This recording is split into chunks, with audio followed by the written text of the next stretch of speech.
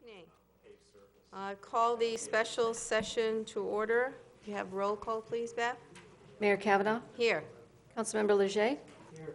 Councilmember Tolis, Here. Vice Mayor DePorter, Here. Councilmember Magazine, Councilmember Yates, Present. and Councilmember Brown is not present yet.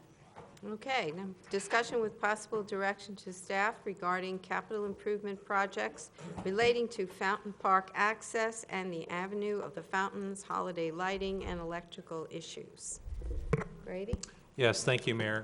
Mayor and Council, you'll probably recall a couple months ago, we had some requests from, I believe it was Councilmember Yates that had some concerns about the electrical issues that we were having on the avenue, and also brought up the fact that that perhaps it was time to maybe refresh our holiday lights that we do at Christmas time on the avenue. And so we decided to kind of pull those projects together, or those issues together, and also include a couple capital improvement projects that are tied to the avenue, namely the Fountain Park access, where we have worked with a consultant, Kimley Horn, to actually assist the town with that capital improvement project with the design phase, and then also the Avenue of the Fountains lighting, which that was a priority of the council, and that was in the CIP for this year. So I'm going to go ahead and turn it over to Public Works Director Paul Mood, who will make some introductory remarks, and we'll first talk about the two capital improvement projects before we get into the holiday lighting and the electrical issues. All right. Good evening, Mayor and Council members. As the town manager said, we're going to be discussing the two capital projects that were added by council during the budget process for this current fiscal year. The first is going to be the Fountain Park Access Project, and that is shown in the CIP for this fiscal year. We put $300,000 in there just for a placeholder through the downtown fund, with the intent of getting a design firm on board, looking at all the engineering issues, making some recommendations on some scope, putting together some cost estimates, and then coming back before council, and that's what we're doing tonight. And the other project is the Avenue of the Fountains lighting improvements. We were asked to look at some different options for lighting along the Avenue of the Fountains. I know we had talked about the palm tree lighting and the tree lighting and maybe some string lighting. So we also hired Kimley Horn to look at that as well. So they looked at different options, put together some estimates, and they'll be doing a presentation on that tonight as well. And when they're going through these presentations, please keep in mind the downtown fund has approximately $1 million in funding that's available. So there's a total of $1 million of funding approximately available. Our finance director will need to confirm those numbers, but we're giving you presentations tonight to look at the different options if you want to give us direction on what you would like to see us do. And then next Tuesday, we also have the full capital projects special session that will update these projects if you give us some direction, and we'll be including the whole CIP, including these projects, so you can look at all different sorts of funding. With that, I'll turn it over to Jeff Kratzky with Kimley Horn, and he'll be going through the Fountain Park Access Project. Madam Mayor, Paul, real quick, of the $1 million that's available, was the $300,000 inclusive of that? Yes. Or that, okay. Yes, and I believe the Fountain Park lighting for this fiscal year, we just put $200,000 in as a placeholder. Okay. As you go through these, you'll see those monies can cover some things, not all. You really have some options to pick and choose what you want to do with that funding. Okay. Thank you, Mayor.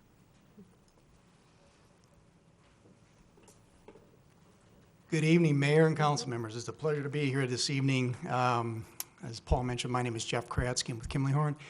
We had a tremendous opportunity to work on both of these projects that Paul just set the stage for back starting last fall, and it brought it all the way to this point where we can actually provide you with a summary briefing of the projects in a little more detail. Might just make a couple comments right up front. So the team that we put in place to work together on this with staff included both landscape architects and civil engineers. And so both projects, the one that Michael will speak to in the Avenue of Fountains lighting, and the park access, Fountain Park access, both had that kind of composition. And that really, why that's important is it gave us the opportunity to make sure we were covering bases from the pure engineering aspects of these projects, as well as, very importantly, the aesthetic opportunities. And so with that said, I know we got a little bit of new technology here, so you got to bear with me a little bit tonight, when we get to the pointer especially. You might have a little bit of difficulty reading some of the text. We'll see how that goes here in a bit when we advance. But again, Fountain Park, pedestrian access and lake overlook.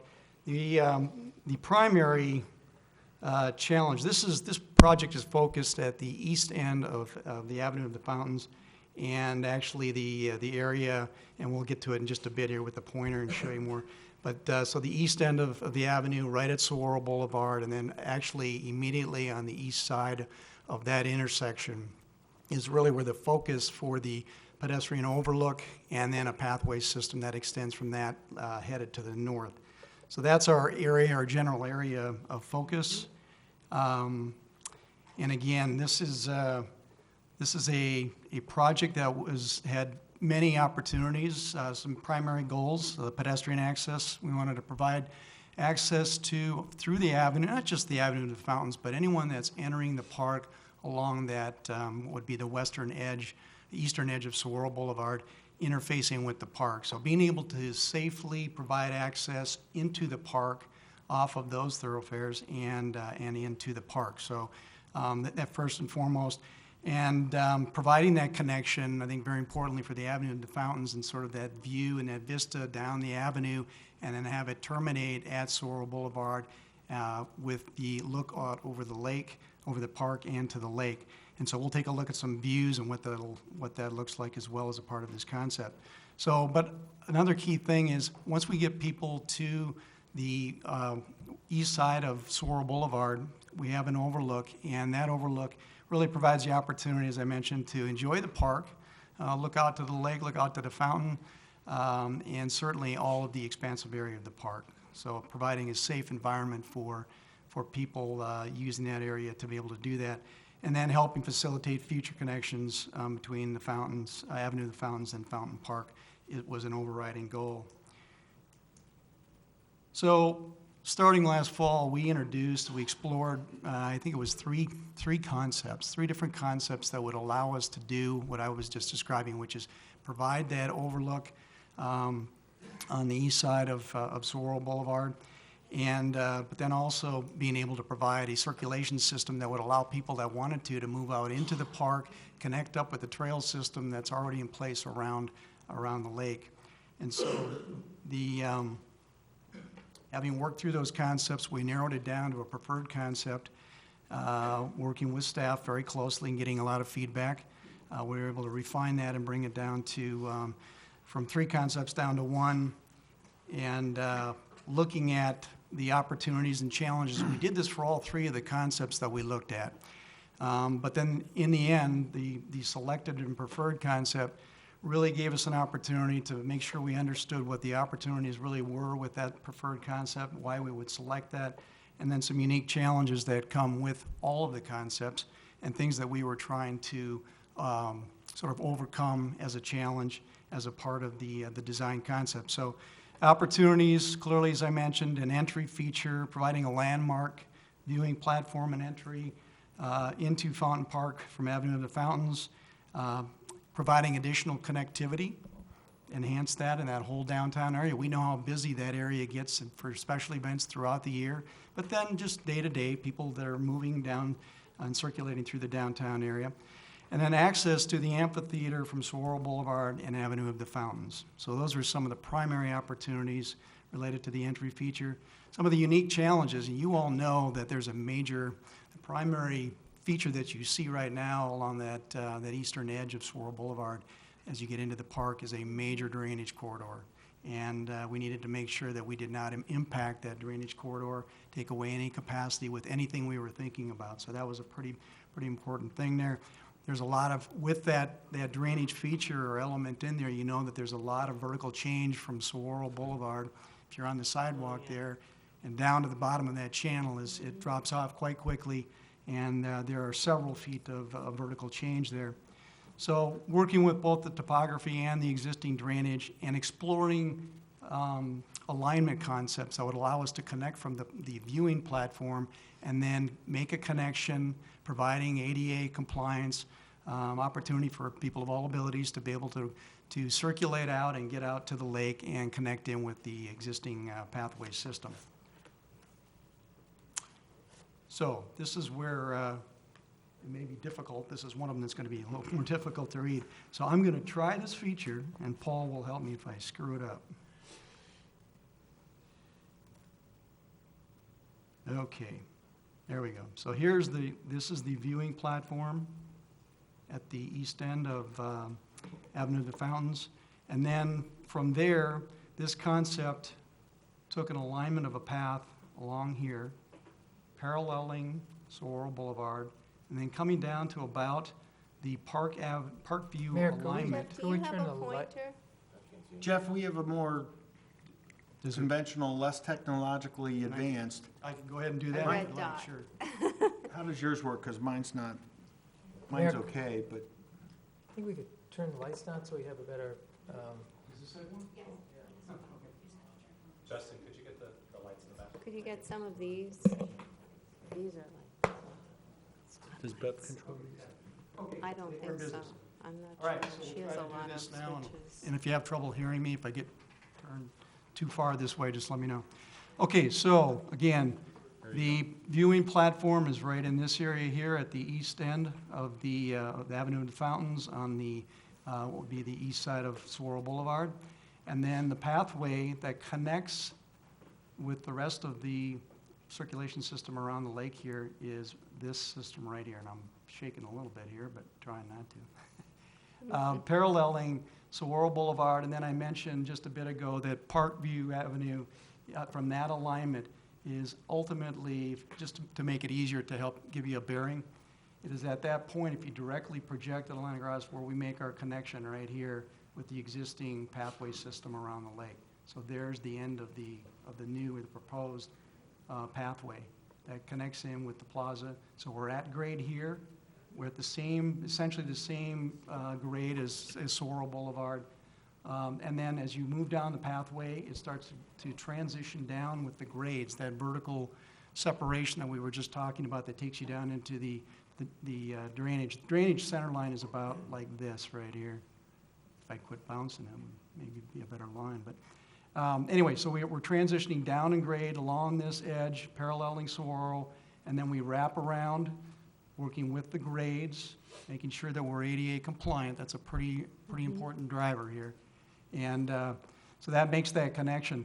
Now with that, in order to create the viewing platform up here, we actually have a retaining wall along what would be the east edge of the plaza, that sort of that radial alignment that you see there. And then we actually have retaining walls. They're not big, but there are small retaining walls that are required along this edge right here to help hold that grade and let the pathway basically slide along those walls as you transition down, and then as you wrap around and come back into the lake pathway. Okay, so what does that look like? There's a few images that we have here. I think we have 4 or 5 different views that we're going to show you. So if I'm standing, this is a view standing on the viewing platform right here. You can kind of see the dark images right there, people. That's the to scale individuals, just to give you a sense of, the scale of everything we're looking at here. Jeff, actually. It's pretty Mayor, I'm big. sorry. Actually, isn't this view as if we were standing where our clock is right now across the street? I don't believe this is on the platform itself. No, this is the platform right here. This is- Correct. Those this is little Saguaro people are Boulevard on right it. Right. here, okay? Yeah. Jeff, So I'm sorry, he's coming back, yeah, I'm to the sorry, you're right. bottom, that section there is the pavers from Fifth Correct. Avenue Yeah, Right. right. Plaza, And right? you can Right. see the median. You're right, this is pulled back, this would be Poking on, out on the actually, the very right. end We of were Avenue of the standing on the Fountains. end of Correct, Avenue. correct. Yeah, you got the Correct. median there. So if you're standing on the other side of Saguaro and you're looking out and you're seeing a view of the platform itself, platform of the viewing plaza, and then out towards the lake, the park, and the lake and the fountain, obviously in the background. So, Jeff, That's- I'm sorry, Mary. That's okay, go ahead. sure, We'll fire probably- away with any questions. Yeah, I was just going to say that. The depth of the plaza Yeah, is about 60 feet. 60 feet from the From sidewalk, or Saguaro, from right. Saguaro proper. Saguaro, the edge of Saguaro to the furthest, well, right there, right by the fence line that you see there, back to that straight line that you see right there. Mm-hmm. Not as straighter than my bouncing up and down there. And we'll get to some other views that'll really help you, I think, with understanding that. So this is now coming back out into the park, obviously, and looking to the west towards Avenue of the Fountains. And there, what you're looking at is a retaining wall. That's this lighter color that you see there.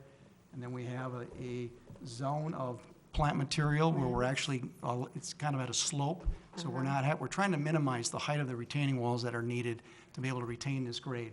So there's a Right. landscape zone between the retaining wall, right there, and you'll see some of the plant material that's shown in there.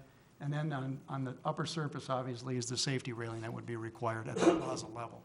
Okay, so you've got the plaza level sloping down with some landscape treatment in there, and then a small or relatively short retaining wall. Okay? Okay, Mayor, if I may, just a question. sure. What, on the retaining wall itself, what's at the bottom level, what height is that? We're looking at probably about 4 feet. And then, just looking at this picture here, it's terraced, and then there's planting, Correct. and then above that is the rail. That's the safety rail that would be at the same grade, basically, as the plaza. What, So if I'm standing on it, it's, we're looking at something that's probably in this range. how do you mediate children climbing up on that wall and climbing up on the plants and climbing up onto this whole structure? Well, and there's a couple of key things, and that's a really good question. So the first thing is that by code, this railing has a height that is intended to deter that kind of activity, but I think we all know that if somebody really wants to climb up on the fence and jump over it or stand on top of it, they could do that. I understand that. I'm looking from the other side. I'm looking climbing up from the park side. Okay, so you're coming from this Yeah. direction here, getting Uh-huh. up on the wall and then going up, and, Yeah, they could, if they want to get up there, they can. yeah. But the heights are not, we're not talking about a foot or 2 feet or less. We're actually up in that hip range for an adult, for both the retaining wall and also the safety railing up at the plaza level. So if a child, for example, on the east side climbs up onto the safety rail and they flip themselves over, where do they land? Well, they've got a little bit of it's a good question. They have a little bit of a recovery zone in that landscape area there. So that's the safety net, huh? That's Yeah, the well, buffer. it is, and there would have shrubs that would create basically almost a hedgerow effect. Doesn't have to be real formal, but there would be enough of a deterrent with this plant material in place there that it's not going to be completely open and inviting for someone to do that. I understand that, and I think we all understand that there's still a potential that somebody could do that if they really wanted to. Thank you. Yeah, sure. Okay, so this is a bird's eye view. You probably figured this out already. This is kind of looking to the southwest from a bird's eye view. And just again, to give you a sense of scale, it's about 100, I wrote this down because I knew I would forget. 60 feet, I think I already told you, there's 60 feet from here to here at the broadest or the widest point. And I think we have 179 feet, if I'm not mistaken, on, let me just find that real quick here.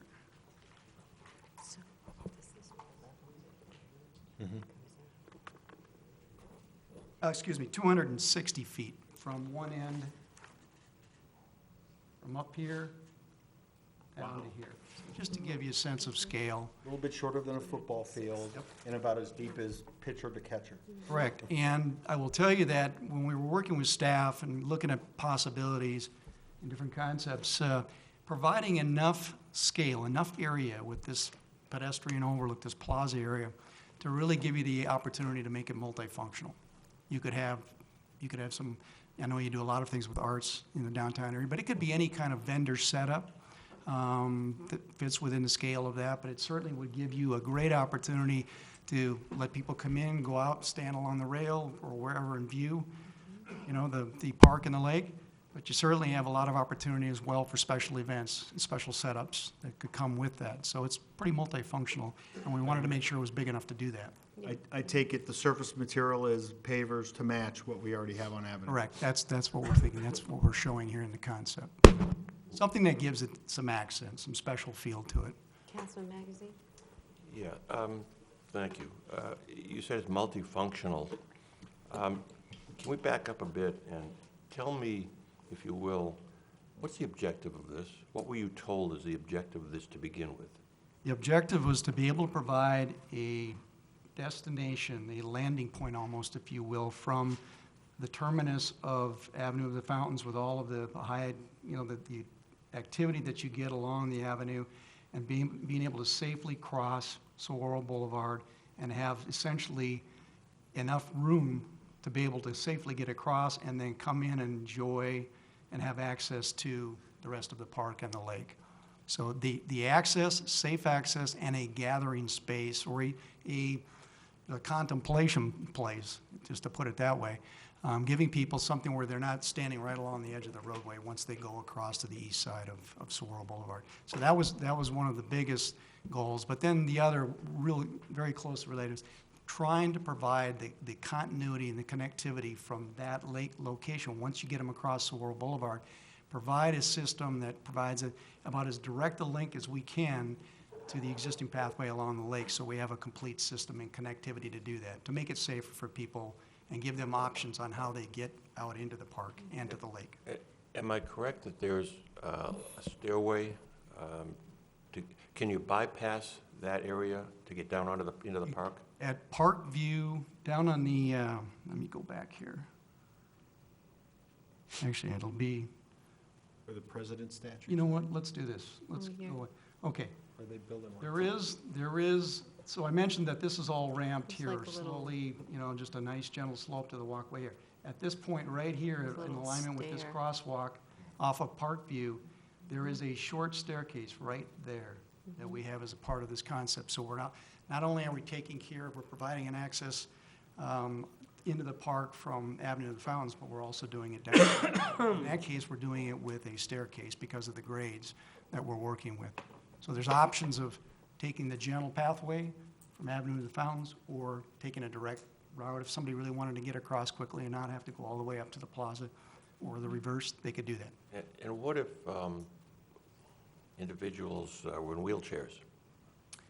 So that's the ADA compliance for this path and this route, is to be able to allow it to be as direct as we can, short of coming straight across that drainage corridor.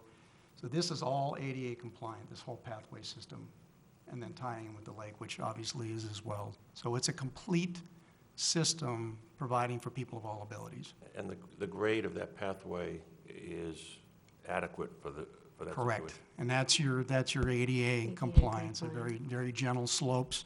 We do have some landings, and when I say landings, those are when we have a slope condition provided, and I think you're all familiar with that. You have a gentle, just a small landing area before you start to transition down the next slope, and we have a few of those that are needed right over in this area right here. Thank you. Sure.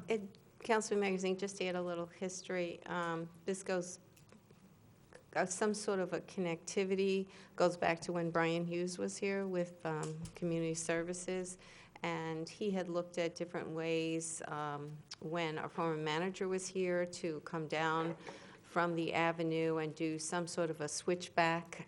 They looked at all different ways that they could do that to be ADA compliant, and it came out not only looking really bad, but extremely expensive. So that's why they kind of determined that sometime in the future, if they did this, the only way to do it was to swing it that way towards the amphitheater. There was really no way to zigzag down that big hill, and then, of course, you had the drainage. But that was, so it's kind of been a concept for a really long time. This is just the first time that we've actually seen something that could work.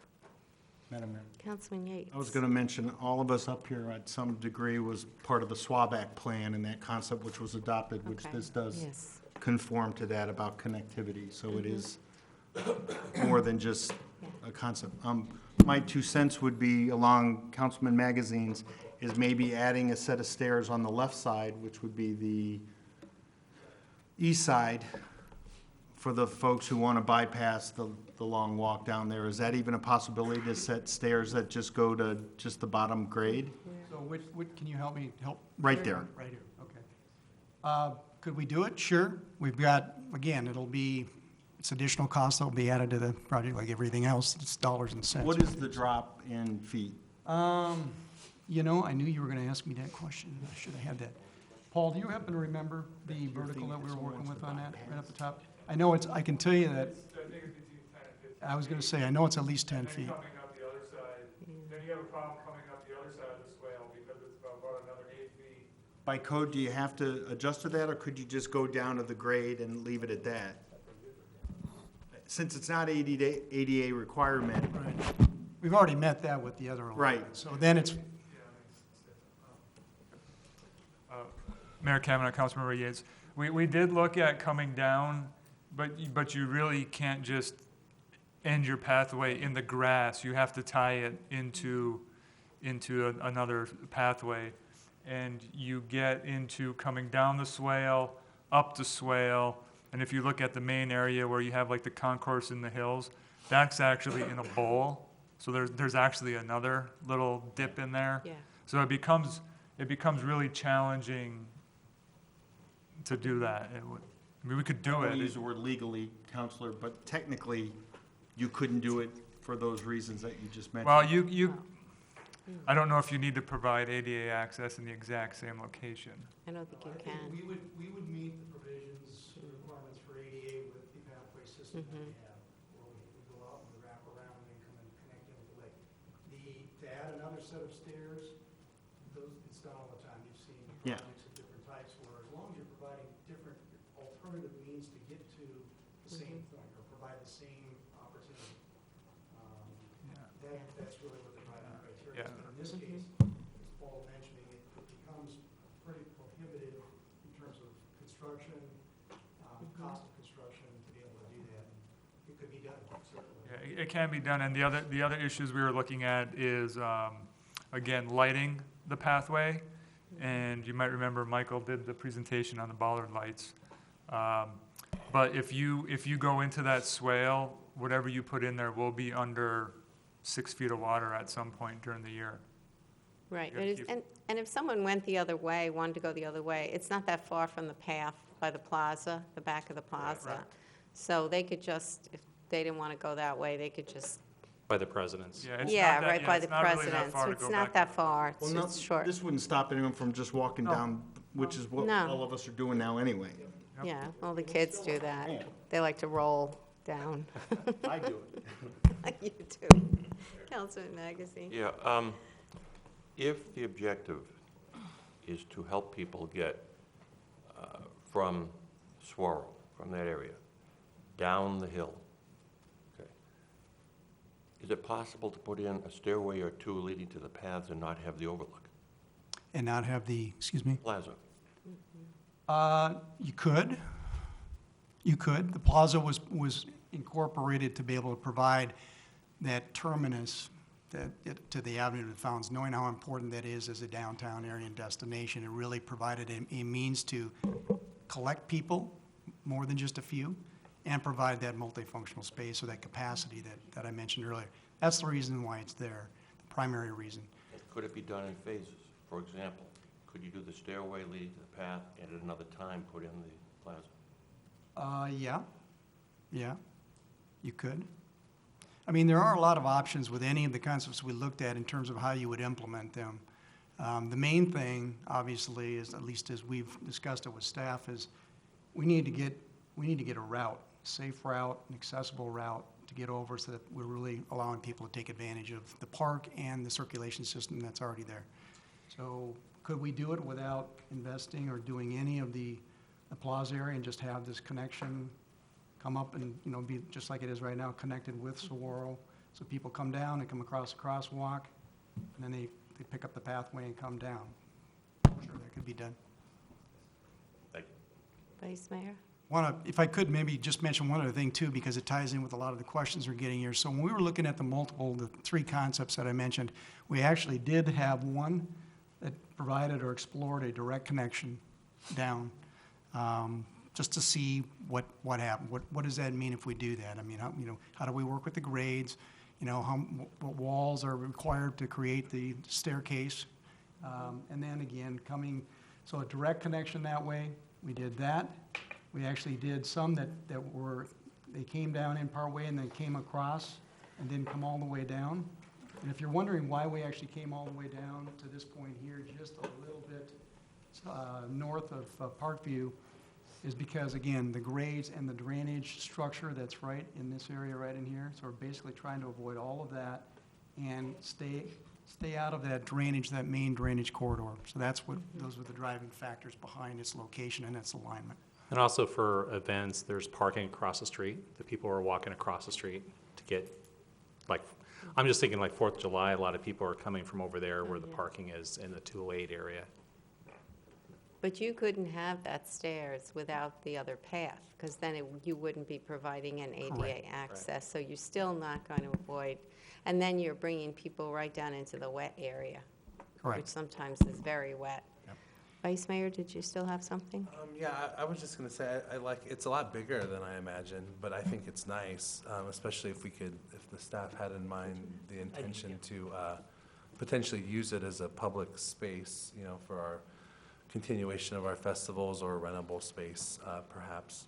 It reminds me of something at the zoo, like one of those big viewing platforms you see out at the zoo. That lower wall, do you think that would be, it's just kind of a detailed question, but I could actually imagine, to Councilman Leger's point, people are going to hang out on that.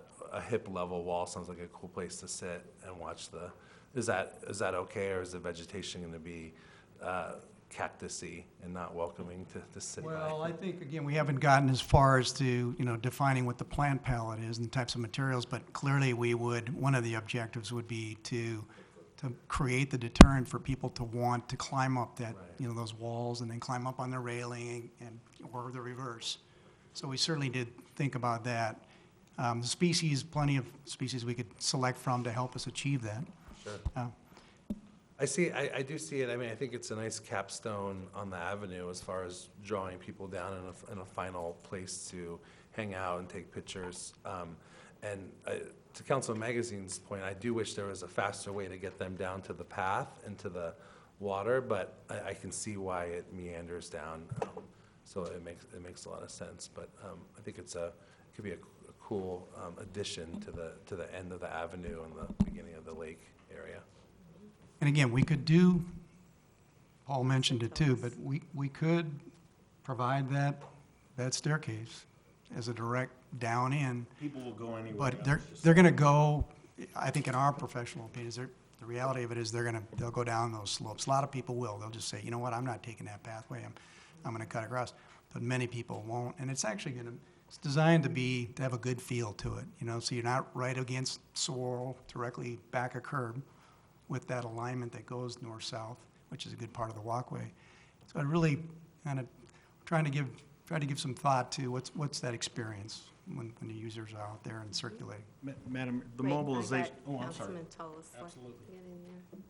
Councilman Yates, you want to continue your No, thought no. process? He's on You all right? another thought already. Okay, so I've got a number of them myself. Number one, I don't know who this is directed to, our finance director or our town manager, town attorney. These downtown district funds, capital improvement funds, are there any type of time frame in regards to spending this money that's required by the town?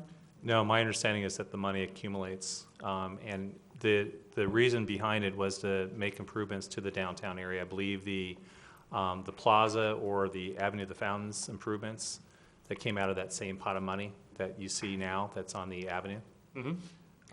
We also had originally, Paul, didn't we have on the Park Place side, we had like a $400,000 project to do streetscape improvements before Park Place came along, and then, so that would have come out of that same bucket of money. Okay, and is that money restricted to the avenue, or is it also potentially allocated to other park improvements? It is, the intent was for downtown, but as I understand it, the council can allocate it as they wish. Okay. So here's my thoughts on this. I think it's a good concept that we want to direct people to the Fountain Park. I think right now, with the amount of development that's happening in the downtown area, and with the Shea Connolly development that's happening right now, that this is a good discussion item right now. I would not be in favor of moving forward with this at this time. I think that we need to continue to increase the funds in that account and put a lot more thought into what the objective long-term is to bring people to that park.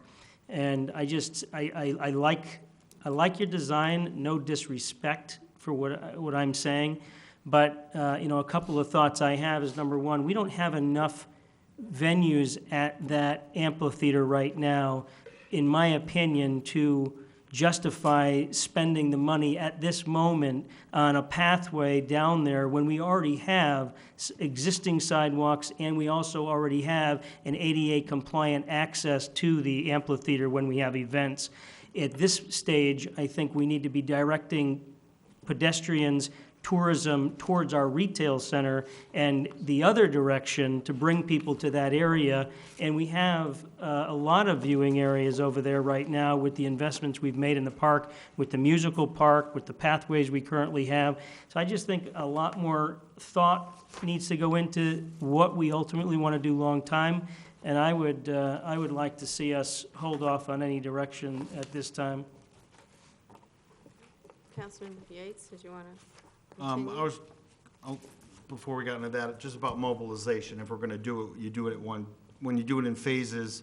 I have a little discrepancy on your cost estimates, but that's neither here nor there. But mobilization, what I was gonna talk, in response to, my fellow councilman, I think now's a perfect time to do this, because with everything going on, this is another one of the value adds to everything that's going on. It's just like when we talked about redoing the park down the center of Avenue.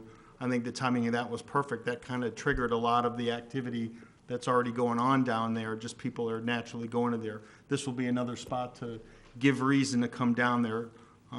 Not to get too much into economic development, but the whole concept of creating this is called a sense of place. And anything that's going on that's going to bring people, I think that's going to help everything. But Mayor? I'm not for spending a ton of money, which is what I saw in your estimate. Mayor, I don't disagree that we want to have a center of place or a destination and bring people to the park area. I think that we do have some other concepts that are in the works right now that we probably want to hold our cards, because we may want to allocate funds towards something else that will be much more dynamic and much more of a sense of place than a platform at the avenue, at the end of the avenue. So I just think we should at least hold off for a little bit until we ultimately look at some other concepts as well. Councilman Leger? Thank you, Mayor, I appreciate it. I was actually going to wait until the gentleman was through with his Just have a few more slides. presentation before you went there, but but Councilman Tolis had kind of the same train of thought that I have. I think it's really cool. I think it's a little over the top. I'm not sure that the citizenry in this town are asking for a viewing deck. There's plenty of places to view Fountain Park. Nonetheless, if we were flush with cash and we were looking to spend money on something, it's pretty cool. It's pretty neat. I think in terms of priorities, I would agree at some point in time that pathway, void of the viewing deck, is higher on the needs of priority in terms of getting people come across the avenue, they go on the sidewalk, they walk down, and that's a nice access point to the amphitheater and the path. However, most people go down the grass and will continue to go down the grass. With respect to the Downtown Development Fund, that's my main concern. We have $968,000 or whatever the case is. I think timing, as Councilman Tolis mentioned, is very important to consider. I think it's very important for us to see how Park Place develops, what Park Place looks like, and what other needs and priorities might be generated by that particular development. For example, that downtown fund could be utilized to mitigate traffic issues that more than likely we will run into at the intersection of La Montana and Avenue of the Fountains. We already have issues and concerns with congestion at Verde River and the Avenue of the Fountains. That's just an example of a higher priority from my perspective of how that money can and should be used. That money could also be used in terms of pavement and pavement reconfiguration. Secondly, as that project is built out, we'll have a better sense of need, a better sense of what other needs and priorities may exist. With the retail stores there, the avenue's going to have street lights, it's going to be lit up, it's going to be more attractive, so forth and so on. Great concept. I think right now timing, it's over the top in terms of just how we're set up financially. And the notion that it's in the downtown fund and it's dedicated to that, my position is that there are many, many more priorities in that area with the exception of a viewing deck. So thank you. And I was directing that to my council members. I probably shouldn't have been looking at you. You're just doing a presentation and it's awesome. And I feel like I'm in Disneyland here on this platform, so thank you. I just have a question about, that's actually for you. Sure. I know we have people that cross Parkview when we have events because they park on that street and in the lots that are there. If the council didn't want to go with something like this, at this time, I know we do need some way to bring people from Parkview down, and we do need another access ADA-wise, because if anybody comes over, they walk the sidewalk, and for ADA, they have to go all the way around to the side street and then down into the amphitheater. So we had always thought that that was kind of unfair, that they have to go all the way around the block because they can't come down the hill. So is it possible that coming across Parkview, that sidewalk could just come into a path that leads down into the park, just that loop there? I think we could, I think I'm following you. Okay. I think when you mentioned that, you're really thinking about, could this connection be made and then still have the ADA compliant pathway wrap up and then come back in? Is that what you were saying? Yeah, just across, and then the sidewalk hooks into that path. We certainly can look at that. We'll want to look at the grades specifically, because there's, as much as it isn't maybe as steep as some of these areas right in here, even north of this drainage outfall location here, we can work with these grades a little bit more in that area, but we'd need to check So it's possible. to see how much of a loop we'd have to create to transition the grades. Right, okay. Mayor, if I may, I'm just wondering, I'm trying to visualize, is there an existing, Paul, crosswalk that comes across from Parkview right now? No, okay, so, but, yeah, in terms of scaling the project back, I mean, if you, from my perspective, looking at all of this in terms of putting priorities and needs, that probably is the best scaled-back solution in terms of having that access point at that particular point in time, if the goal is to get the ADA compliant folks into the park sooner. So we would we have to, Paul, would we need any other traffic mitigation in terms of cost to bring people across Parkview? What will we need there? Would we run into another nightmare scenario like the Avenue of the Fountains? Mayor Kavanaugh, Councilmember Leger, we did look at crosswalks at specific locations when we were doing the Saguaro bond originally, but we took them out. Okay. If I recall, you'd have to do the crosswalk, you'd have to do some signage.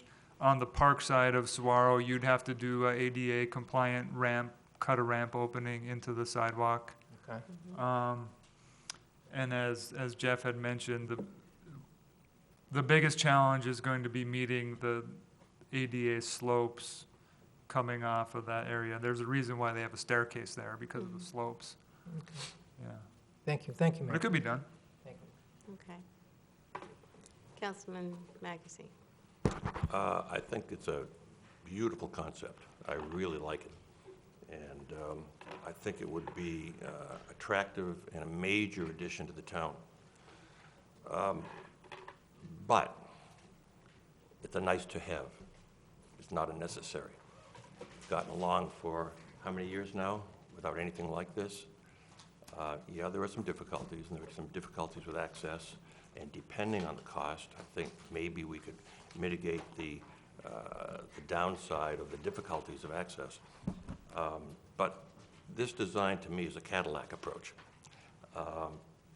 The elephant in the room that people have hinted at but not mentioned is the fact that we may very well be going to the public asking for a tax increase. Can't predict it for certain, but I think there's a decent chance.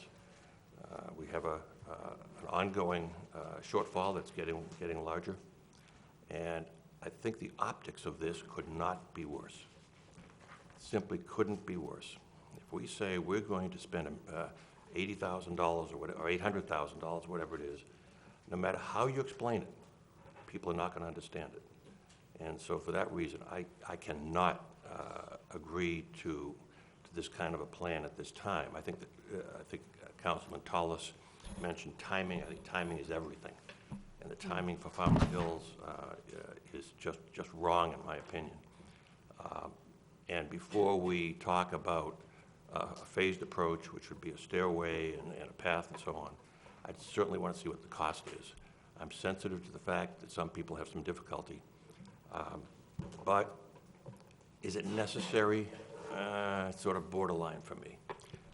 So I can't support anything like this. Okay, because of- Councilman Magazine, do you have any further questions about the plan No directed more than to anybody else- Jeff? No more than anybody else did. Yeah, we're kind of going off on discussing areas that are not really Jeff's purview, but our staff. So do you want to finish the Yeah, presentation? there's just a few more slides here. That'd be I can great. quickly go through those. Let me get back to where We have a tendency to go off on tangents, all of us, not just Well, you, these are- all of us. Healthy discussion. Yes. So this was the last, there's a couple more views here, and so this would be a view right in front of the railing on the pedestrian plaza area.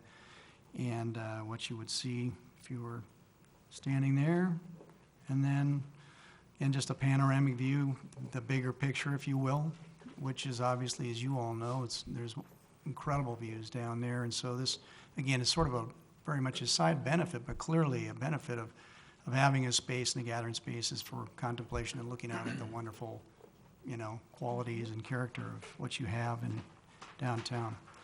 So, Paul mentioned a bit ago that lighting is included as a part of this project, as it would be with most. In this case, we would be, the goal here is to blend with and be consistent with the type of lighting that's around the pathway system by the lake right now. So bollard-type lighting, and then wall lighting for the proposed path walls, and in-grade at the overlook, or what I call the plaza area, but the overlook plaza area. So that is clearly an element of the project as well, or the concepts that we looked at.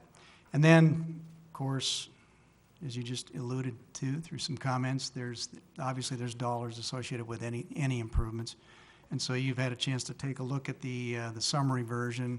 We actually did in order to get to these numbers, we actually did a pretty detailed cost estimate and then and put it into a summary version. But I just wanted you to know that we gave quite a bit of good thought to being very detailed and very specific about what this project really entailed and the dollars associated with it. So you can kind of see the components that comprise the grand total there, which obviously the key thing here is to remember that it is including the soft costs, the design services, and then a 15% contingency.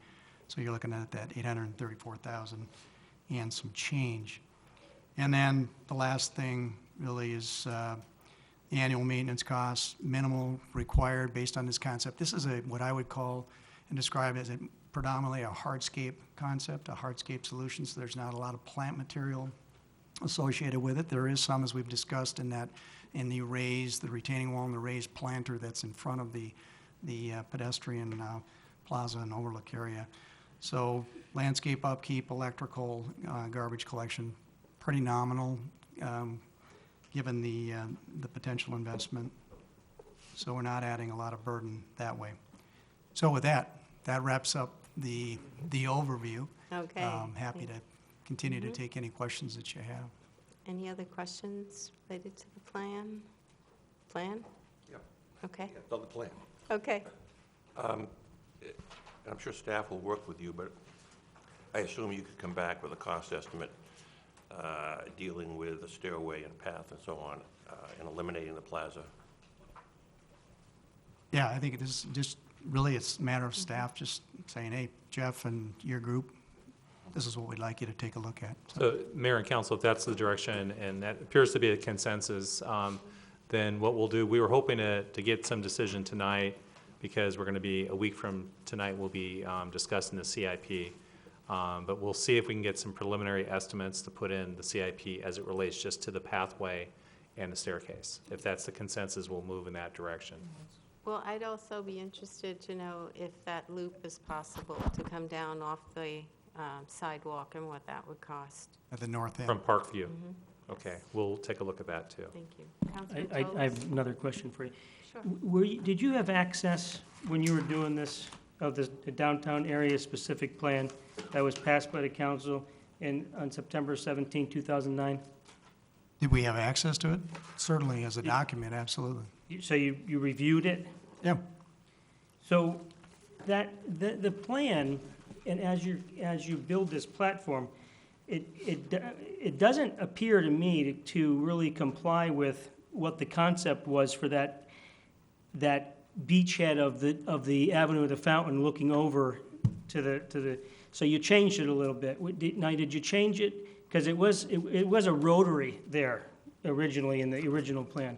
And it was more open, it looks like there were pavers, so that the street actually was kind of also a viewing area when you didn't have a lot of traffic, I suppose, that the whole area was an area you can utilize for events and things of that nature. And then it doesn't look like the cutout to the park on that corner, on the hillside was so much of a cutout. It wasn't as significant as this is. Projecting out as far to. Yeah, to the- so is there a reason why you changed it? Well, I think couple key comments in response to that. The size of the scale of that plaza and that overlook area could absolutely come in. Could be a fraction of the size of what we're showing here in this concept. We're trying to say, listen, if we're really going to show what this could be, that probably would be the ultimate as far as the scale, given the grades and everything that we're working with there. So it could be pulled back in. That could certainly be done. There's a whole range of, different types of concepts that we could go through and explore. But going to a smaller plaza area, so it was still a gathering space, but didn't have near the programming opportunities because of the, reduced space or the reduced area. And then the other part of your comment about the sort of coming back away from and across Saguaro Boulevard and really connecting with, in a more holistic kind of a way with the Avenue of the Fountains. Paving, you've seen this done, I'm sure, in different parts of the country, maybe in the world, where you can actually provide through special paving and some other vertical elements, provide for that type of an all-encompassing Avenue of the Fountains before you go across Saguaro, and then going across Saguaro to the east side and having a small plaza of some scale. Yeah. All of that could clearly be connected in a much more detailed and broader approach. We were just trying to kind of look at costs and Yeah, just, yeah. try to keep it somewhat under control. So, Mayor, and also the south side going from the Fountain Plaza to the Avenue of the Fountain in the original concept plan had commercial space that it looks like as part of that plan that they actually pushed the landscape out, and it may have been pushed out as far as yours, but it extended all the way to the other businesses that would have incorporated additional commercial opportunity for development. Yeah, there's a they're clearly, what you're describing is the bigger picture, the picture beyond just this terminus that we've been focused Right. on, in addition to the actual pathway connection. But what that edge can be, what it looks like in terms of its scale, its connection with, future development, those kinds of things, we weren't asked to go that far with this. as So opposed to my any thought concept. process on this is that as this downtown area-specific plan really was not ever unadopted by this council. And to keep with what was originally proposed and what potentially may be some future opportunity for the park, I would hate to see us put almost $1 million into something like this now, while we may have opportunity in the future that we would have more connectivity and the funds could be utilized as part of a much bigger plan. And that's why I just feel that right now, while this is excellent that we're starting to look forward thinking as to what we're going to do with the park to make it more attractive and potentially bring more people, it's just, at this time, I think we need to hold off until we ultimately come up with a much bigger plan. Okay, does anyone else have questions right now directly related to the plan? If not, should we go on? Sure. I think Michael is going to come up and Michael? talk to you about the lighting.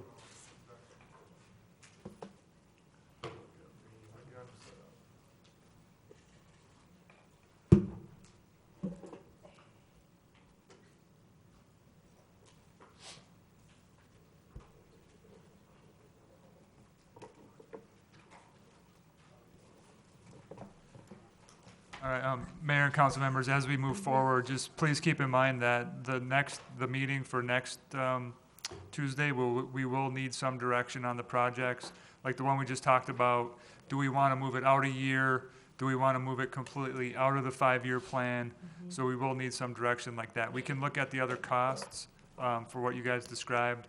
But unfortunately, my presentation for next Thursday is due to Bev at noon tomorrow. So I'm pretty sure they're not going to give me the cost estimates that quick, so. The good news is that we have plenty of time before the council gets to the budget, so you might see this in next week's presentation, but we may have some Could change. revised numbers, but if we can get it revised, we will. If not, just keep in mind that when you see the budget, it will be revised by that time. Councilman Tolis? But there is no urgency, so to speak, to spend this money, correct? I mean, No, We don't no. have to act on anything if we No, chose absolutely, not to. absolutely not, and that's what No, I'm just saying We is, can decide this special session, so we can decide right now to vote if we want to put this all off.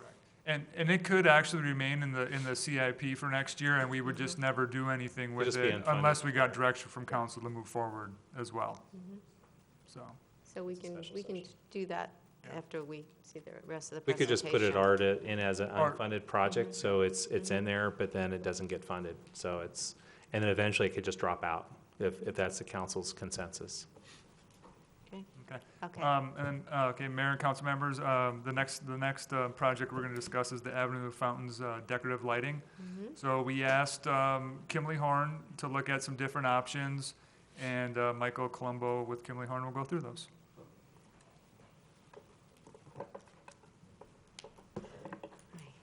Good evening, Mayor and Council. Good evening. Thank you for giving us the opportunity to pursue these options. This is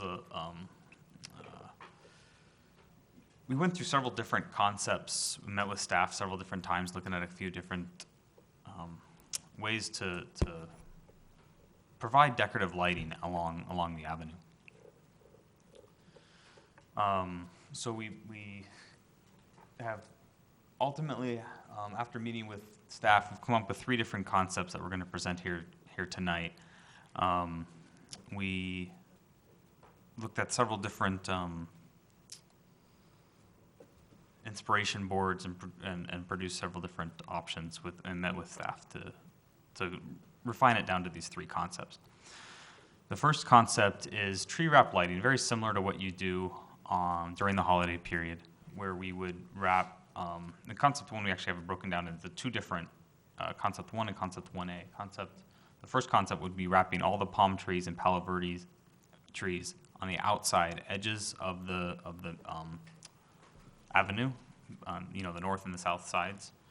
And the concept 1A would include adding electrical systems to light the trees inside the median, which currently do not have any electrical systems and receptacles to be able to wrap those with lights. We did move forward with this the concept to wrap all palm tree lights. It's our understanding that right now during the holidays, just there's 3 palm trees in a cluster, and generally just 2 of those trees get lit. And then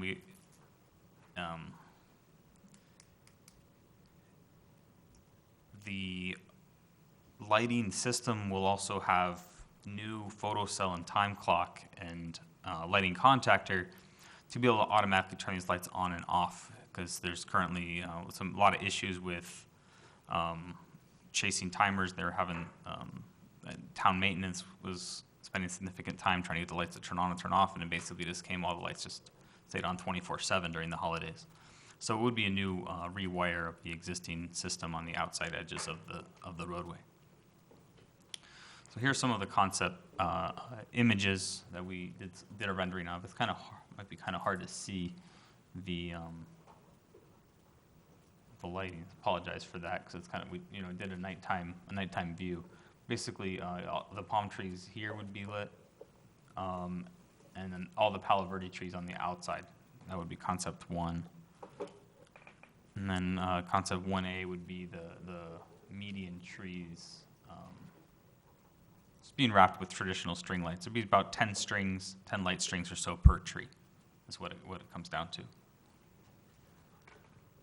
And then moving into concept 2, which would be string lighting across the avenue. So this would be on across the actual roadway portion of the street. No, not lighting directly across the median. So we'd have new poles on both sides of the street. And then on the median side, due to existing utility conflicts that right underneath the median curb, existing irrigation and electrical lines, we're actually proposing to build a curb bump out to kind of house that pole, so it would come into the roadway a bit. It'd be all new electrical system in the street to do this. And lastly, you could string a banner across the poles, across the median as well. And we have a concept image to show that. So this is kind of an aerial view of the image. So the lighting, like I said, we put in medium little bump outs right here along the median.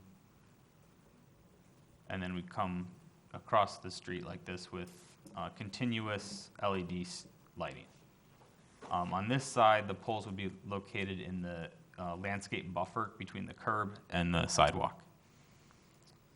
We did stop it short of the intersections to not add any of these median bump outs in the left-hand turn lane. So that's why we're kind of stopping short of on Long Montana, Verde River here, and then down here at Saguaro. Additionally, the median bump outs, they would have a potential to impact some of the tents that are put right along the back edge of this median during some of the festivals. So this is again a rendering that we did of the string lighting across the roadway here. You can kind of see the banner that would be run from, could be strung basically from this pole to this pole across the median.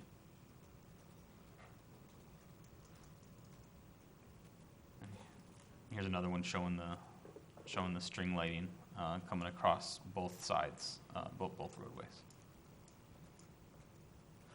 The last concept is concept 3. It's actually a gateway structure, and this could be used in conjunction with 1 or 2 interchangeably.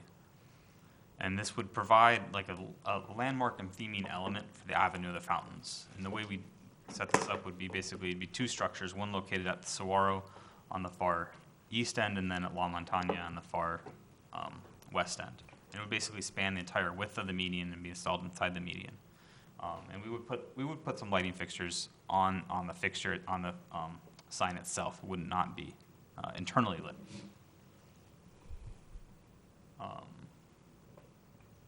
and again, we went through several different concepts and provided, you know, upwards of 5 to 10 different options to staff, and we came up with this design for the town. There it is in another potential color.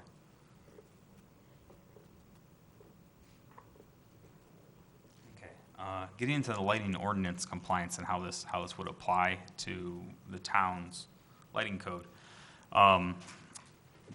Predominantly the two items that we're concerned with. Number one, the fixtures, the concept 1 and concept 2, it's string lighting. There's no shielding of the fixtures. They're going to have some natural uplight.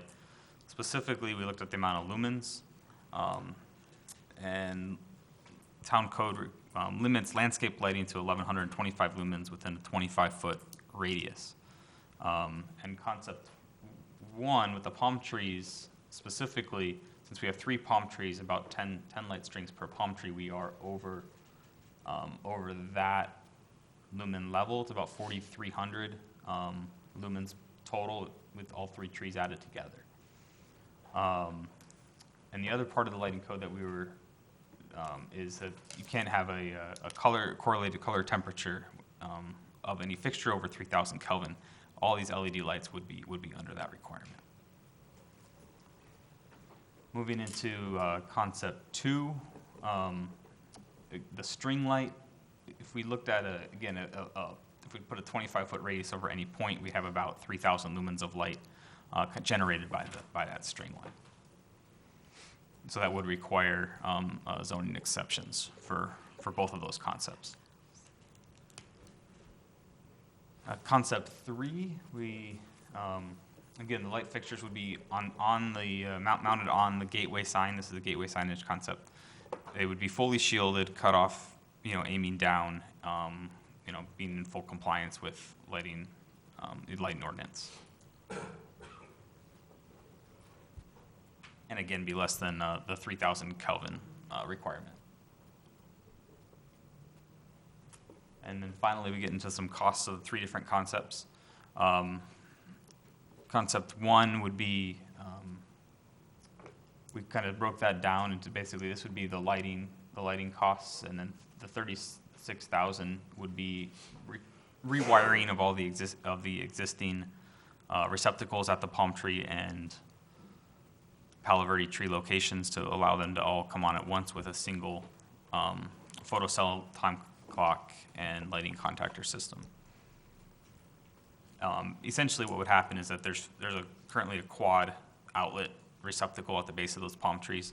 We would make one of those receptacles be on the photocell, and the other 3 would maintain to be on at all times to be able to provide power for events during the day.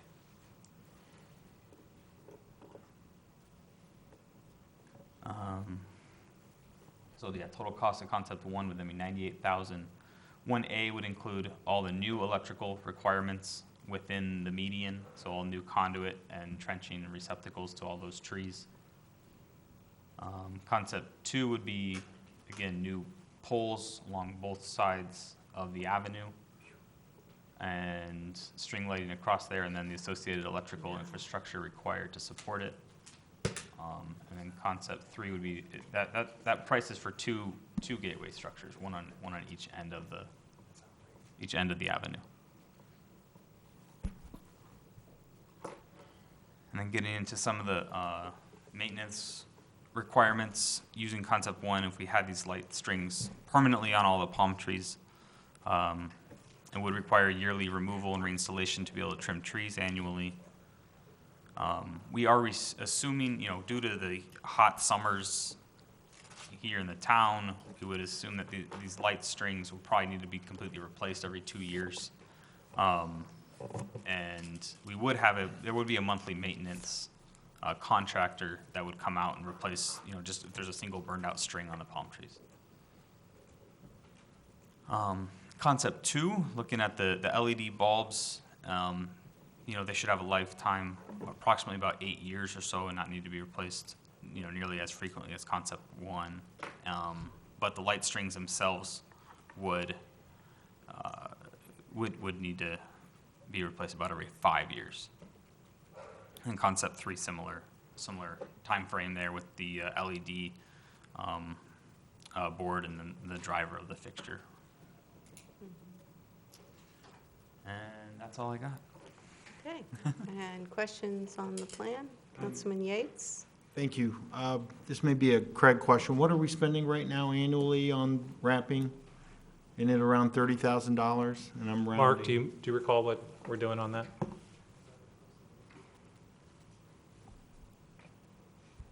Yeah, I don't have a breakdown of that specific cost, but overall, our Christmas lighting, including the wrapping of the trees, is about $25,000. $25,000.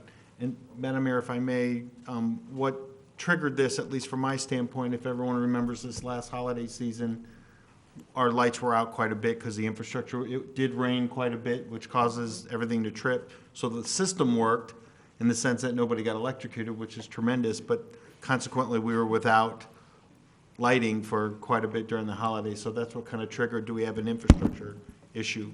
So along the same lines with what the discussion is, I'm respectfully, your numbers are a little high.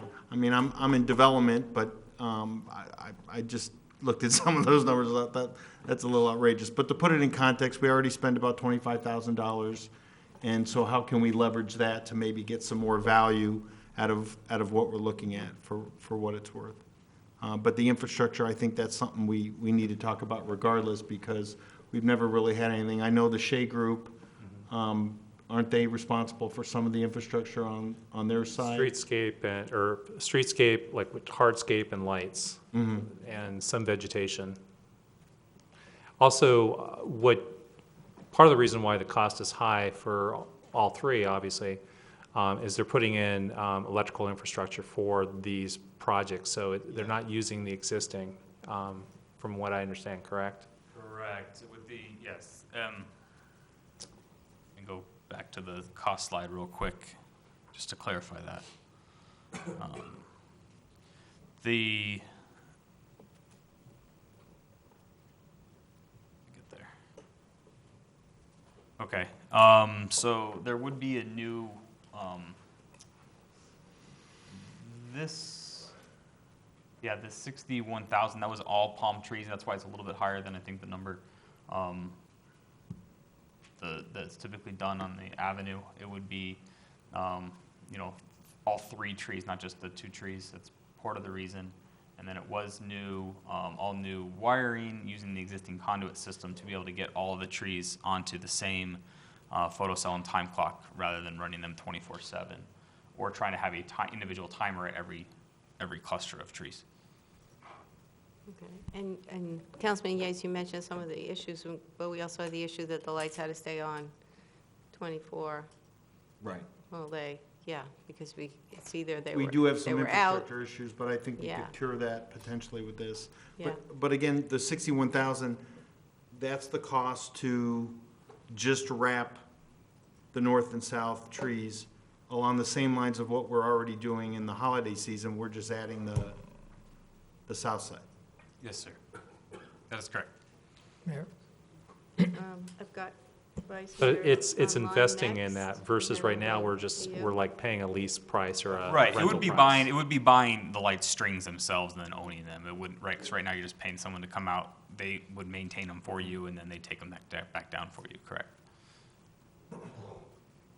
So if we're looking at like investing in it, that it would pay for itself in 2 years, 3 years? But then we'd have to replace the light bulb. Yeah, I mean, it's hard for me to say that because part of what we do during the holidays is we have the displays and all that, so it's all kind of lumped into one amount we pay each year. I was just gonna say, I kind of feel like this falls, I think the lights would be so cool, a great thing for the avenue, but it does definitely fall in the nice to have category in my mind. Just something to keep in mind is with the new apartments coming in, of how tall and how bright those lights could be if you have a palm tree right outside your bedroom window or something, if it's like really obnoxious. But then also to see, I mean, it'd be really great to see if we could get the Public Art Committee to consider this public art and work with Bart to invest in the lighting of downtown. It's a stretch, but It's a good strategy. it's always worth the ask. Okay, Councilman Leger? Thank you, Mayor. this goes back to a comment I made earlier. Once again, you know, it's so awesome at Christmas time when, you know, the median's lit up. And we always have a lot of comments from residents about keeping the lights on, you know, full time, at least on the streetscape.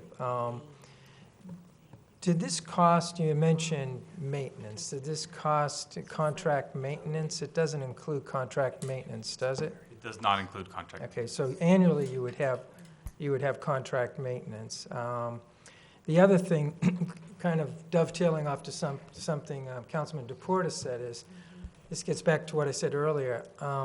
Before committing to something like this, I'd really like to see what the streetscape's going to be looking like on the south side of the avenue when Park Place is finished and in place, because we're going to have a very, very different look. We're going to be having, you know, utility poles, street lights, so forth and so on.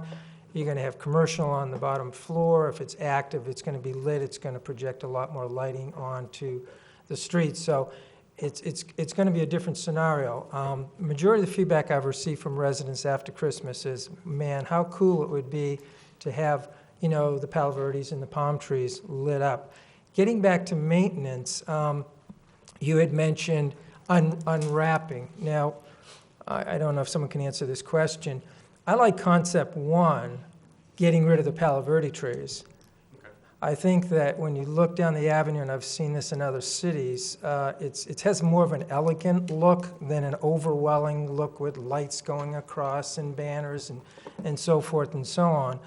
And with respect to the maintenance piece on our palm trees, I don't believe we're cutting those fronds at the top every year versus Palo Verdes. We do maintenance on Palo Verdes frequently, so you're unwrapping the lights, wrapping them back. So your maintenance contract to include concept one, I think is going to be a lot higher versus if we went with a minimalist approach, went with concept one, which I think, according to Councilman Yates, would include the infrastructure upgrades, and I think it would lower the cost significantly. If we were moving this direction, that would be the approach I would take. It would be the most conservative approach. But that caveat there is timing. I'd really like to see what that side of the avenue looks like after Park Place is completed and in place. Thank you, Mayor. Councilman Tolis. Madam Mayor, thank you. I just, you know, the concept is to have the downtown district warm and inviting and vibrant, and when people go down there, they see lights and they want to walk the streets and maybe walk into the shops and spend money and spend some time up here. If you go down to Kierland, for instance, or Chandler and some of these other downtown areas, some of them have some wrapped lighting, but many of them, including a lot of the resorts, just have up and down lighting that is a fixture that's wrapped around the palm tree. So you have some of the lights that go up into the palms itself that make it aesthetically pleasing and warm and inviting. And then you have lights that would be more of like the spotlights so people can walk and they can see where they're going. Have you done designs like that in other areas? What's your experience in different, rather than wrapping like a Christmas wrapping year-round, something that would be a little bit different? Yes, I have done designs like that just recently did one in Oceanside, California, you know, right there near in their downtown area near the beach, where we did a very similar tree ring of lights around the tree, shining up on it. So yes, we have done that. Madam Mayor, I'd like to see some other communities and some other projects that have been worked on and some pictures and really get a sense of what options we have rather than just look at just these tree wrappings like having Christmas year-round. If I may, Mayor Kavanaugh, Councilmember Tolis, we did look at a concept similar to that staff previously. We do have the uplights. If you go out there right now, there are uplights on the palm trees. If you go to the Scottsdale Princess and walk through that area, they'll have them where they're uplit, then they're halfway up. I'm not a palm tree expert, but the palm trees out here, they don't grow straight. They're all over the place. And that's why we didn't really explore that option, because the, I don't want to say fan palm, but the fan palms grow, they grow pretty much straight up and down. Are these date palms, maybe? I don't know. Well, the dates would be, those are the ones that you see Straight up. pretty consistently Yeah. versus. Yeah. Yeah, these are kind of all over the place. So that was really the challenge, doing something like that, and that's why staff internally kind of nixed that idea from the beginning. But we did look at that. We also, when this was a CIP project through the budget process, we had quite a bit of input from the council at the time about, tree wrapping. They also wanted to see other concepts. So we went down this path, and in fact, the firm actually identified a number of different cities around the country, and they included, like, that third concept you saw was like Solana Beach, had that, the entry features, and a number of other cities did as well. We have some limitations, but they're able to work with some of the limitations, like with Concept 2 with the strong lights. And that is, a lot of these cities that do that, the buildings are either owned by the cities, and they just attach them to the buildings across the street. But they to counter that, they went ahead and came up with these pole structures to go ahead and be on either side of the street, so that there wouldn't be too much weight and the length would be appropriate. Yeah, I've seen the building to building. They have that at that City North. Mm-hmm. They have that, and it goes across the plaza area. Councilman Toll? Thank you, Madam Mayor. So at this moment, really, this downtown area in Fountain Hills is an unknown as to what we're ultimately going to see down there. We have, and one of my council members can correct me if I'm wrong, but we have a few businesses on the avenue right now that are what I would consider thriving for Fountain Hills, okay? We have Sofritas, and Sofritas has their own lighting, and if we're going to make exceptions to zoning and having lighting exceptions, I would like to see some of the businesses that are already down there, at least at this stage in the game, be able to create their own environment, such as Sofritas has done. Sammy's Fine Jewelry, very creative business, does a lot of out-of-the-box thinking in regards to how they market their business.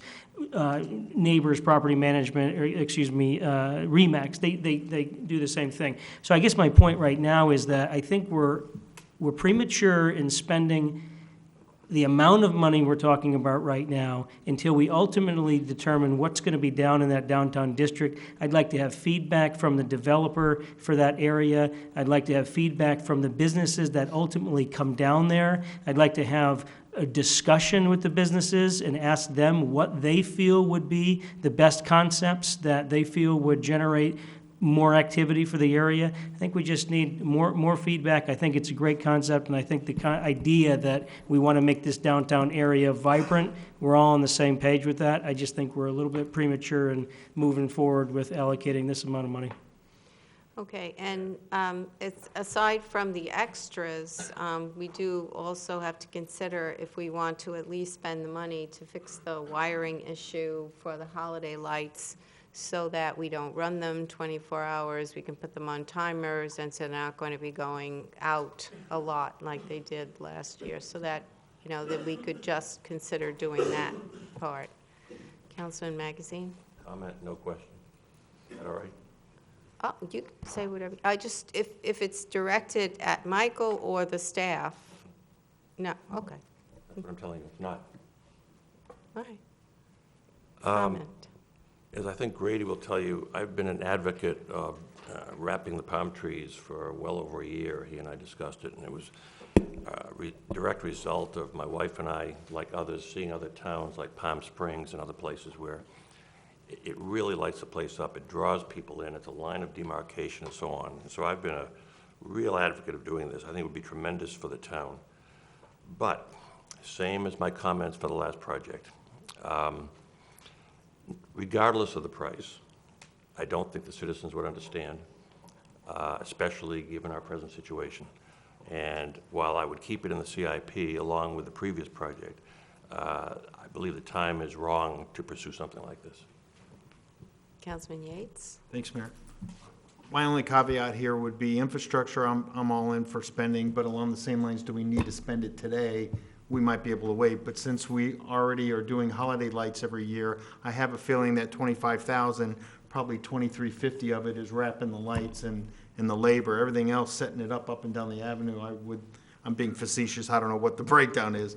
But I think we could, if we put pen to paper, figure out, spend the money on the infrastructure. We're gonna save it a little bit on the lighting instead of renting the lights, owning the lights. But I guess maybe Craig, B, put together maybe a cost-benefit analysis, and it'd be fairly simple if you need some help, or just put it back on you guys. All right, what's the cost of the infrastructure? What if we break that out on the holiday lighting already? So now we're only adding the south side of the street. That, I think, is palatable because we're already spending this every year and $25,000 every year. And if we don't get the value out of it because of the weather or the infrastructure, I could, at least in my mind, justify that. Councilman Tolis? Madam Mayor, thank you. Yeah, I think that's a good idea. You know, break it out, but also break out because the Christmas lighting is not just wrapping palm trees. I mean, you have lights on all those trees. So there's a significant amount more of work, especially with trees that have branches and, you know, there's some intricacies to putting them up and taking them down. So, you know, the 30 grand is probably not just wrapping palm trees.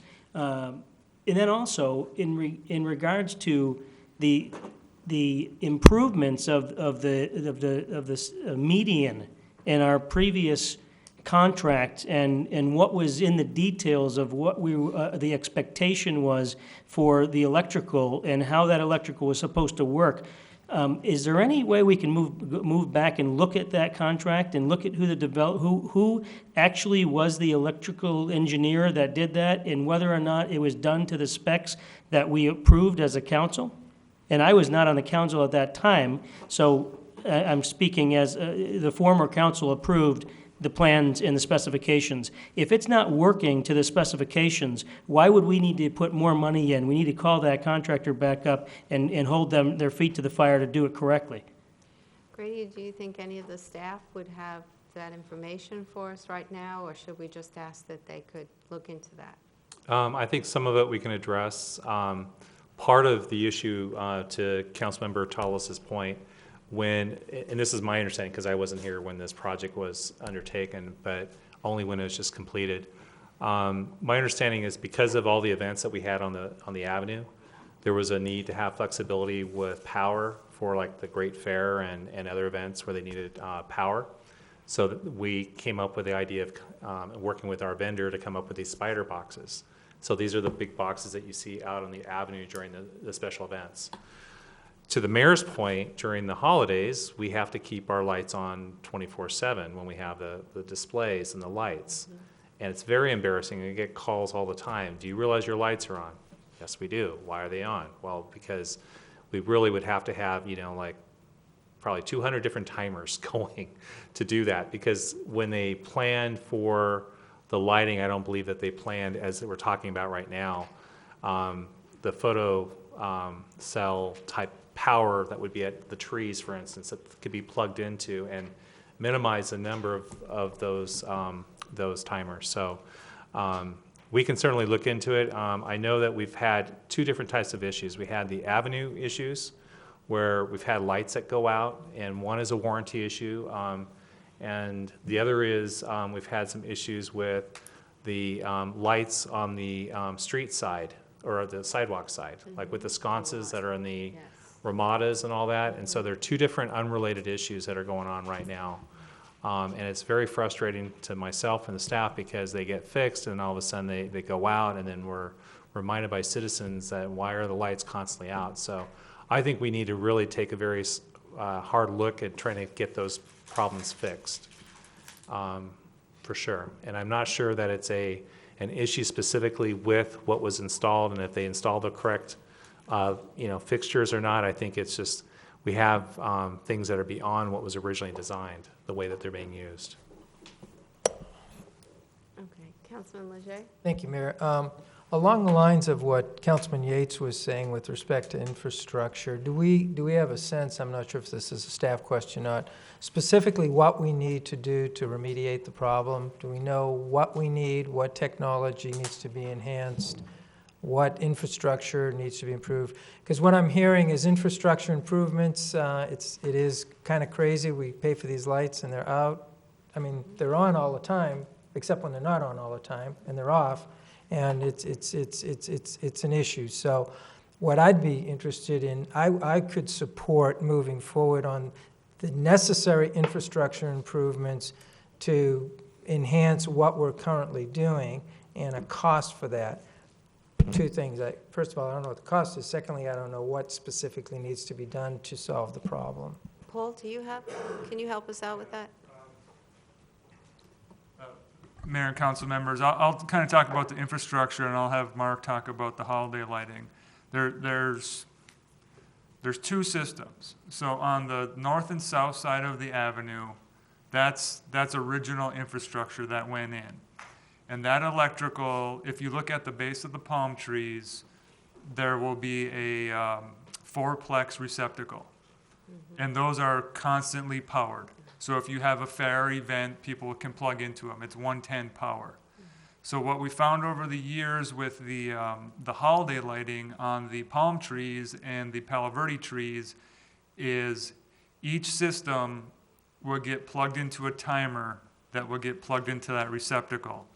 And what would end up happening is during the weather or something would trip, and you would literally have 100 different timers up and down the avenue that some would work perfectly, some would get tripped, and staff would constantly be chasing these timers, trying to set dials to get everything to go on kind of at the same time.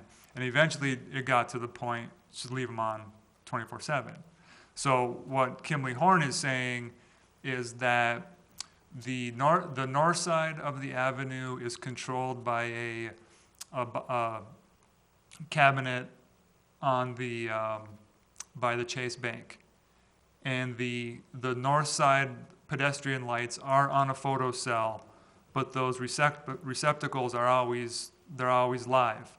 So what they're talking about is rewiring those receptacles. So one of the 4 receptacles is on a photocell back at the cabinet. So you plug the holiday lights into that, you plug the palm tree lights into that receptacle. So then it's on a photocell at the, by Chase Bank. So then theoretically, all the lights on the north side of the avenue should come on at the same time when that activates. Again, the south side of the avenue is controlled by a cabinet just east of MCSO. So again, you would rewire that to have one of the receptacles on a new photocell there. So then you would have them come on and off at the same time. Madam Mayor.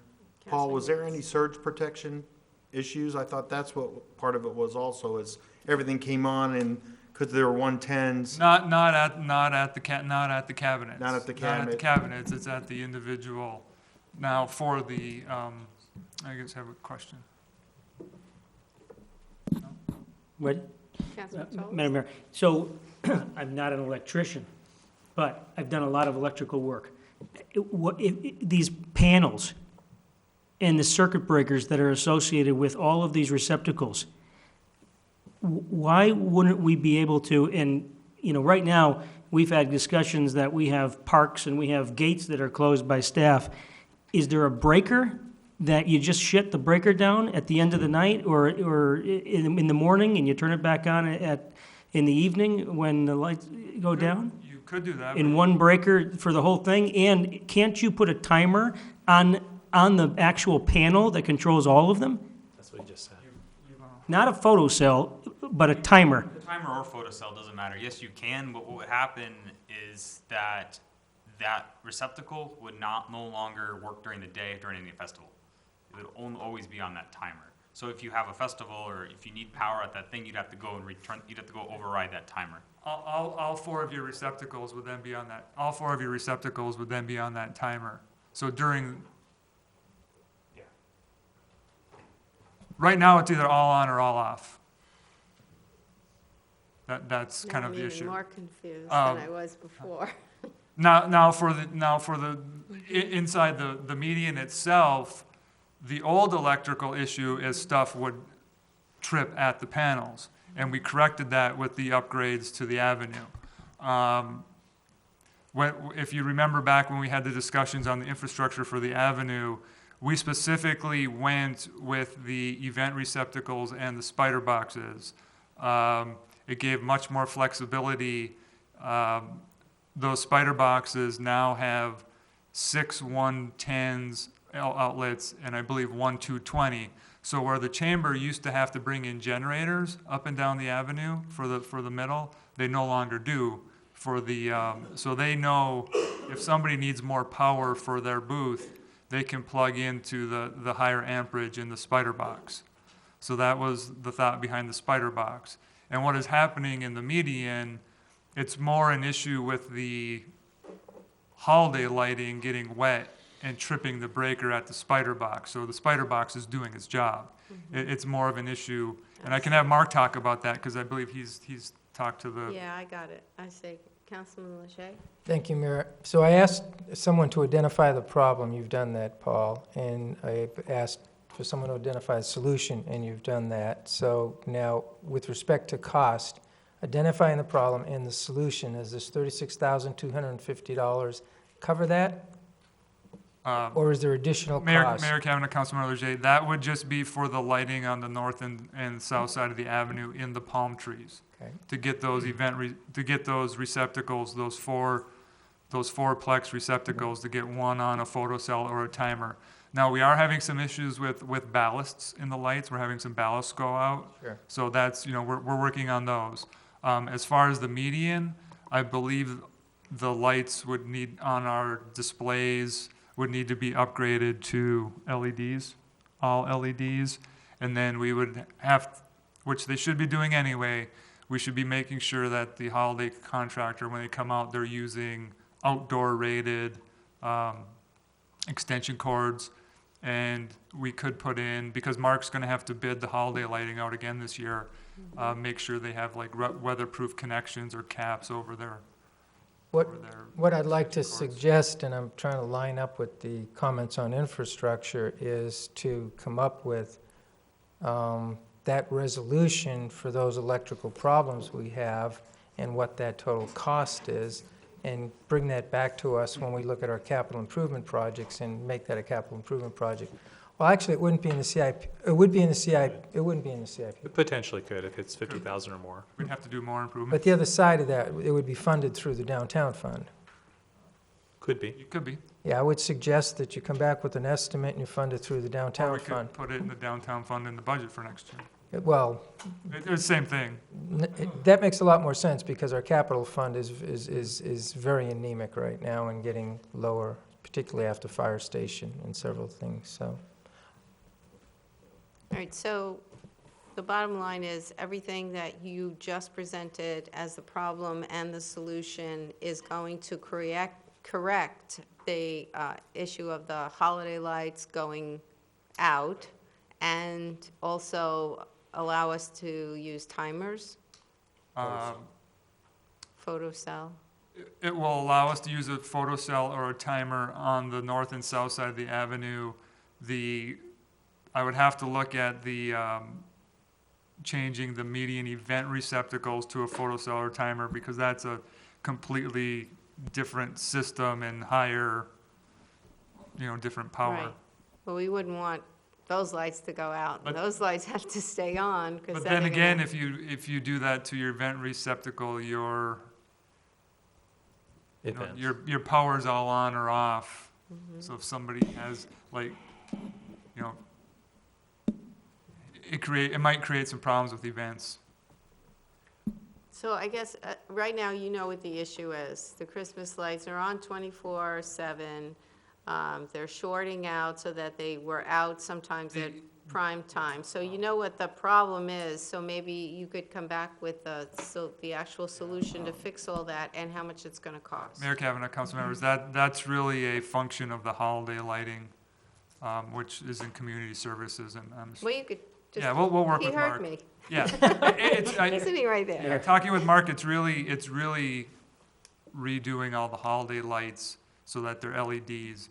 If you look at some of the old, I think some of the grounds Mark, displays, they'll okay, have those so old. Mark, maybe you should come up. Madam Mayor, while he's making his move,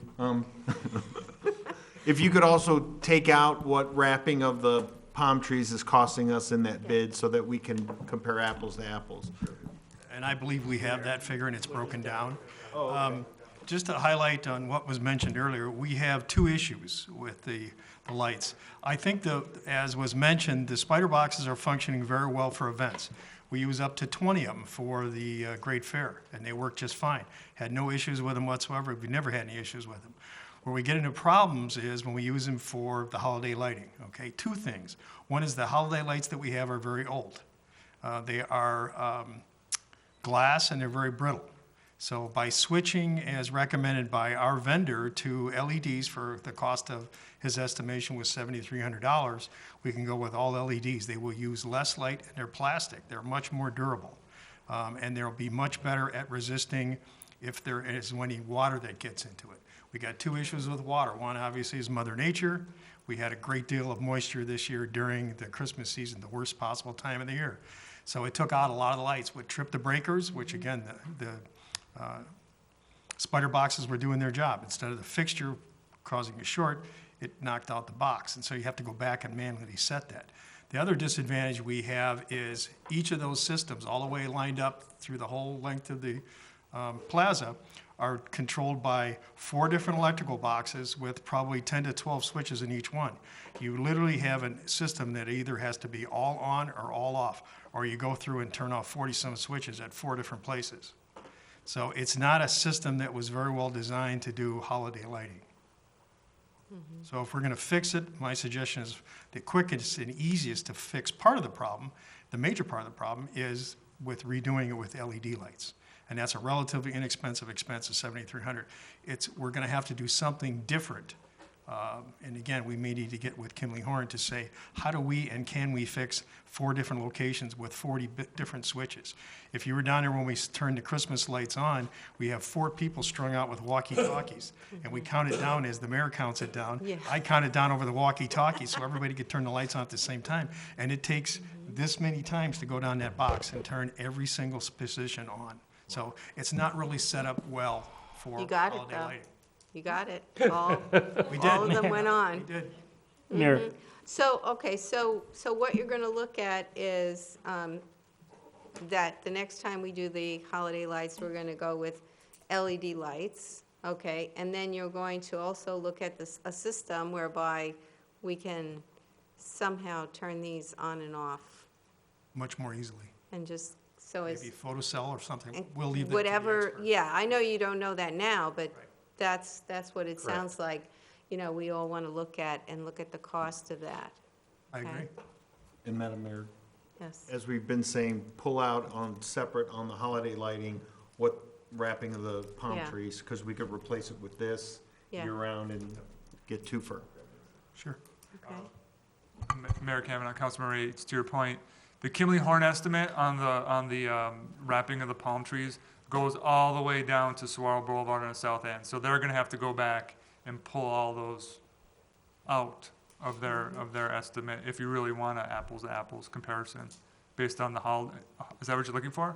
No. Holiday lighting No. versus the Kimley Horn estimate? No, I'd like to do the Kimberly Horn lights on both the north and the south side on the palm trees year-round. If we do it year-round, we don't need that. So if we're spending, I forgot what the number was, $60,000, what are we saving not wrapping those annually on the holiday lighting? You follow? Yes and no. say it again. We're spending $25,000 a year on annual lighting. Part of those annual holiday lighting is the palm trees on the south side. Okay, I understand what you're saying. We won't need to spend that anymore. And then whatever we do with the infrastructure fix, if we really want to move forward with our infrastructure fix, we will need to tell the Park Place development to set up their receptacles to have one on a photocell as well. Well, now's the time to sue. Yeah. So that's another thought as well. Okay, and if you, I don't want to throw something else in, but if you did have the palm trees lit all the time, and let's say you wanted to light them just till midnight, like you don't need them from midnight till, it gets dark again, would you be able to do that? Yeah. Okay. Any other questions? just a comment and Sure. a question, I suppose I could phrase it that way. This is the same thought process I had with the street maintenance issue. And I had suggested, I said, we should really reach out to local contractors and determine if they have some feedback, and we can establish more of a subcommittee to give feedback on some of the challenges that we have. Same concept here. I was walking into our council meeting tonight, and the owner of Barbagallo Electrical is walking out the door. And, you know, I know we have some amazing people that are in this town that have a lot of experience and have the wherewithal and the ability to contribute to our community. And, you know, like this issue, I'd love to see a couple of the, I'd like to see us ask some of these electrical companies locally if they'd be willing to assist in any way. You know, maybe they do some of this work pro bono as part of being in our community, and we'd recognize them at our Holiday Light Festival. And when we turn the lights on, we recognize these companies that helped to put this on. I think we got to start thinking outside of the box to save money, and if it's $30,000 or $100,000, I think we just need to be thinking in that direction. So, thank you. As long as we could do that legally, That's absolutely correct. Andrew, right? And he can look into that for us. Okay, is there anything else? Any other questions or comments or?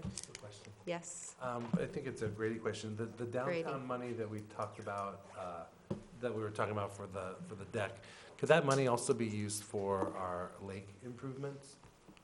Is that My understanding in talking to our town attorney is that there were no real strings really put on that. It's the council directed policy on this. Infrastructure, lights, downtown. Mayor, Mr. Vice Mayor, I guess I better use that title before we're done here. All rise. There aren't really many guidelines in the resolution that adopted it, both as to use or what the downtown really is.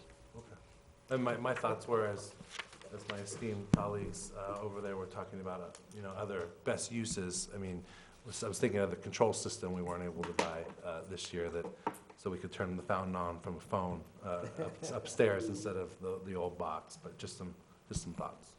Thank you. okay. Bev, was there anyone from the public who wanted to speak? No? Okay, I asked. All right, then, if we're done, a motion to adjourn? So moved. Second? All in favor? Any opposed?